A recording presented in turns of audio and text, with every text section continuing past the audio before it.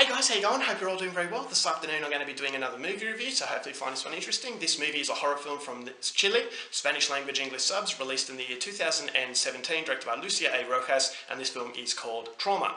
So Trauma is set in the 1970s, but during the Pinochet regime. You've got this young boy who is subjected to all kinds of horrible things as a result of the government. His mother is a political prisoner, and what they do to her is actually ghastly. And so this has a negative effect, obviously, on this boy, and many years pass, and we since realise that he's become a psychopath as a result of all these troubles. So he's got a son who's equally as insane as he is, and they're about to unleash hell upon a group of unsuspecting women who have gone to this remote cabin in the countryside to have a bit of fun, but fun is the last thing they're going to have when they realise that they're at the mercy of these psychos who are going to subject them to all kinds of sexual torture and degradation. And so whether or not these women can survive this is something you're going to have to find out for yourself, because that's as far as I'm going for my synopsis.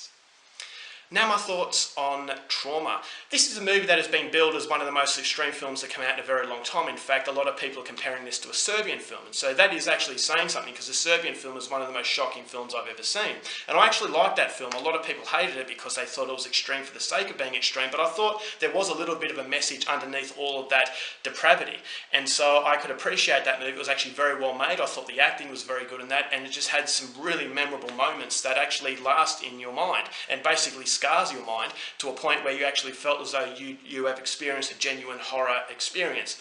And so I was hoping that Trauma was going to be a Latin American sort of version. Now, Latin American cinema is very close to me, so I really wanted to give this movie every opportunity, but like every extreme film that I watch, I was a little bit hesitant based on the fact that, is this going to be a movie that's going to be extreme for the sake of being extreme, or is it actually going to have a double meaning? Maybe it's going to look at the Pinochet regime and how the negative effects of a regime can be had upon the people who are suffering as a result of that. So I thought, all right, well, the potential for a double meaning, the potential for a really hard-hitting experience was the reason why I wanted to watch the movie, but unfortunately the movie really does fail to hit you on anything on an emotional level, because it's very shallow and it's focusing on all the wrong things as far as I'm concerned. And the wrong things is basically visual violence. It's basically like the aristocrats joke. Now, if you know the aristocrats joke, it's like someone telling a joke that's the most disgusting thing they can think of and basically trying to gross out the audience, but there's nothing really behind it. So it's easy to just say something really disgusting or just throw something on the screen that's going to be terribly shocking,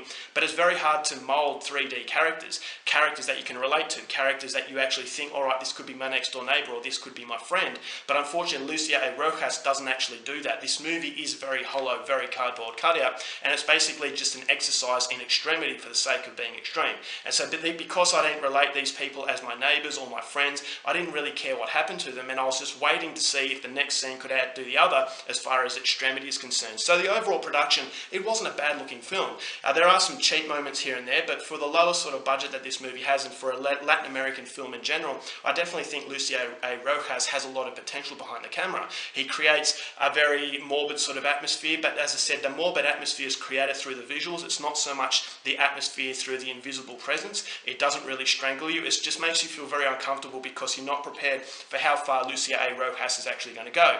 And the lengths that he actually goes to, I will say, it does promise the extreme table. It does deliver on the promise of being an extreme film, but I just think it's trying a little bit hard to do that, and it does get lost in itself quite considerably. And at the end of the film, I just checked out well before the end. It nearly goes for 2 hours, and that was way too long for this kind of film.